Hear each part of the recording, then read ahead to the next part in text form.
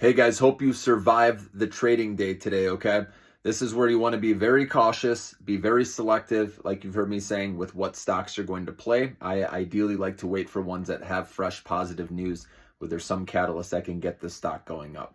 Because right now there's a lot of uncertainty, and now the latest is, the government shutdown that's possible because the House just rejected the GOP funding bill today. So this has happened under Trump before, where there was a government shutdown for, I believe it was around 41 days. Don't mark my words exactly on that number. But this has happened before. Trump wants to change this bill to do more of what he wants to do. And you got the other party that's in there right now. So Trump hasn't even taken office yet. So this is going to be conflicting. I can see no deal getting done. And that would wreak havoc right before, Christmas and the holidays with travel. Because remember, airports, that would affect them. Obviously, government jobs when there's a shutdown. Okay. So in the past, they seem to always come up with the bill at the last second. But this time, I don't know. Okay. So we'll see how that plays out, but that's just going to add to the fear, guys, and the risk off sentiment. We got the 10-year treasury going up. We got the US dollar. So that's what you really want to watch is the 10-year treasury. Okay. If you do see that falling, then stocks can do better that day, but I would just day trade it. That's me personally. And like I said, if there's positive news, that's even better. Okay. But what I would do if you want to buy a stock, I recommend doing this. You go into the chart. I would mark off what was the high stock price of the day and what was the low stock price, okay? I also want you to mark off where you see the stock got rejected several times, also known as resistance. If you see a price where you saw it hit like 3 or 4 times during the day and it didn't get above that, you want to mark that level off as resistance, write that price down.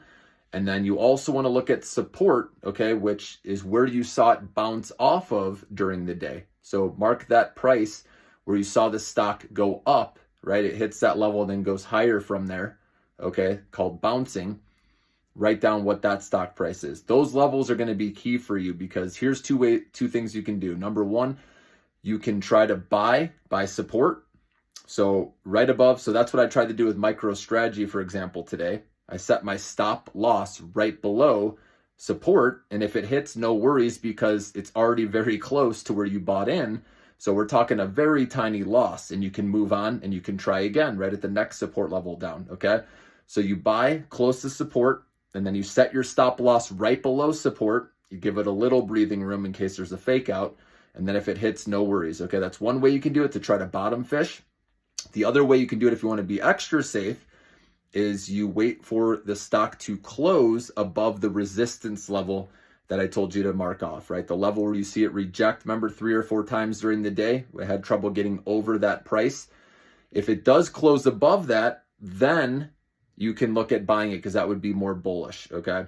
So, but this is a market where it could go up a little, right? Goes up to that resistance and then it falls and then goes under support, goes lower, and then it tries to go back up and then it falls again, right? So that's why you just want to be safe right now, cautious. If you want to, like I said, I'm looking for stocks that have fresh positive news. For the most part, I did play, you guys know, MicroStrategy because I thought, like I said, after the sell-off today, all right, and I thought Bitcoin may bounce a little bit, but there might be a little more selling. So I tried it with that. Hims and Hers, I did as well. I actually made good money off of that one. That fell hard this morning to like the 22s and then bounced all the way to like the 27, 28 level. So I made some good money in my short-term account on that. And I added a little bit my long-term as well, okay?